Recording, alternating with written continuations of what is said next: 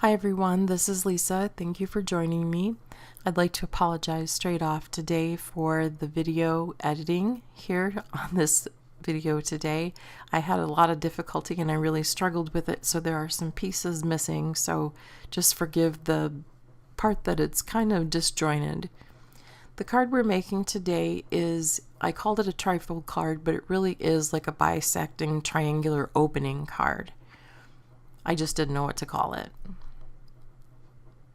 Okay, so we're going to start off with our Stampin' Trimmer, and it comes with two blades. The dark blade is the cutting blade and the light blade is the scoring blade.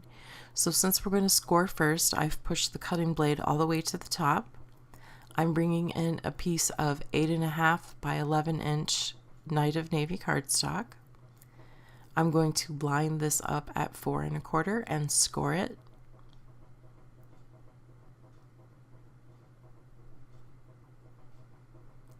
And then I'm going to turn it on its side and line it up at 5 1/2 and score it.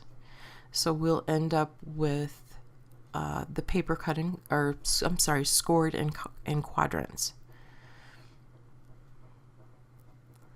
Okay, so the next thing I'm going to do is I'm going to remove the scoring blade off of the track. This is so I will have more room when I go to cut this, because we're going to cut this piece of cardstock on the diagonal.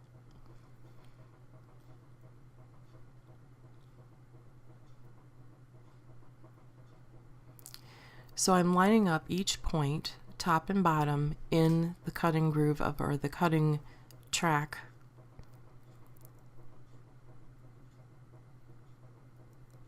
And you sort of have to go back and forth just a little bit to make sure that you get it just right. And the other way that you can check is when you put your cutting arm down, your scored marks should make the perfect X in the center of the cutting track. And I'll bring that up closer so that you can see that.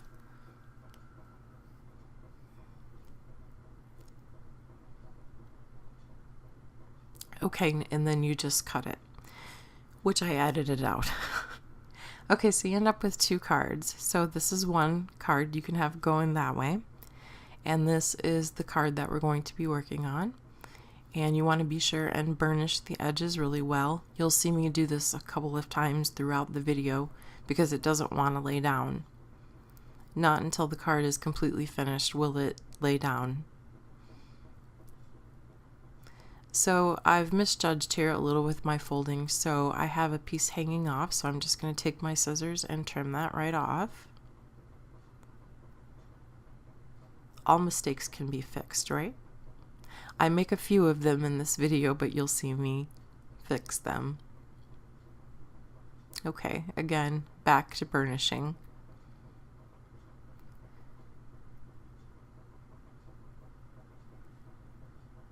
Okay, so the next thing we're going to do is we're going to take the impression dies, and I'm going to be making an impression. I'm not going to be cutting, I'm going to make an impression. So I have my Big Shot platform. I'm going to put down a clear cutting plate, my gray silicone mat, my piece of cardstock. I'm going to only want to do it on one side of this triangle, and then my die, and then a cutting plate on top. Now that this is not the recommended way that Stampin' Up! Suggests you do this, but I have been using embossing mats for many years and I've never had a problem doing it this way. It's a lot easier in my opinion. So as you can see, that turned out really pretty. Sometimes you have a little bit more of a raised area than the other parts of the what do I want to say, that's been impressed. So you just push those down with your bone folder. Isn't that pretty? And I would just want to point out, no harm has come to any embossing mats. Okay, so now we're going to do some die cutting. So I'm bringing back in our thin die adapter, a clear plate, and I've used the layering circles dies here along with the rest of the dies from the Springtime Impressions. This is the designer series paper from Garden Impressions. So this is what you end up when you're done die cutting. And I apologize, at the beginning I did not show you how to cut the designer series piece of paper. You cut it at 5 1/4 inches by 4 inches, and then you line it up point to point just like you did the cardstock and cut it in half. All the measurements and everything will be on my blog.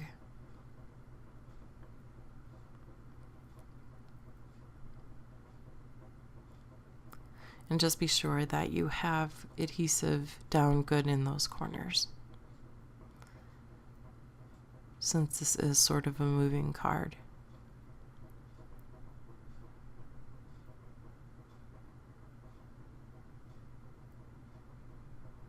Okay, now we're just going to assemble our little pieces. We're going to take our flowers and we're going to glue those on the smaller blue circles, add a dimensional, and then put that on top of the mango circles.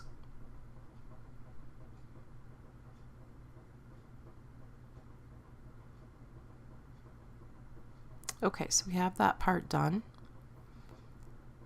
Now this is the piece of DSP that we've cut with the circle die, and I'm using Petal Palette here to put the sentiment in, stamping in a Night of Navy. And while I give that a minute to dry, I'm going to go ahead and put the inside into the card. This is the soft seafoam color, which is the color of the leaves in the designer series paper.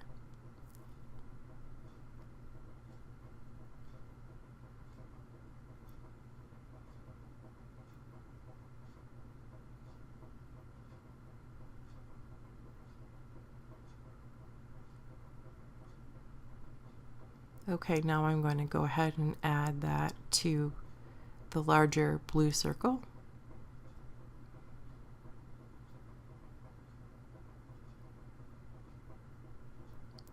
Okay, so here's a key point.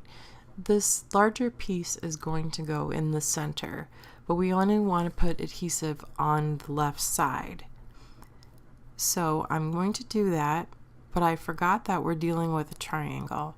So I actually overshot my adhesive a little bit, but I'm going to show you how to fix that in just a second. See, I went up too high. So I'm just taking a adhesive eraser and quickly erasing that. You can also do that with your fingers. It just takes a second to do.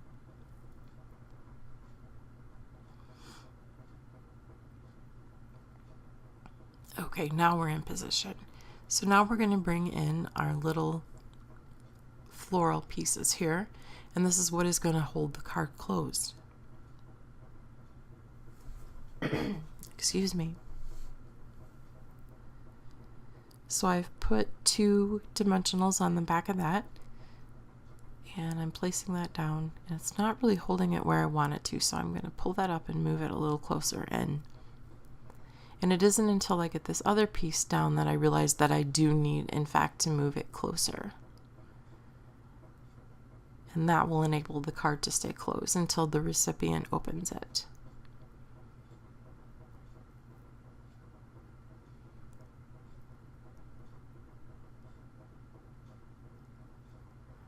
And that's all there is to that. It wasn't a difficult hard card to make, just a difficult video, and I appreciate you sticking with me through it. So I hope you like it. I hope you learned something new. I hope you try it, and check out my blog for further details. And again, thank you for joining me today. Until next time, happy crafting.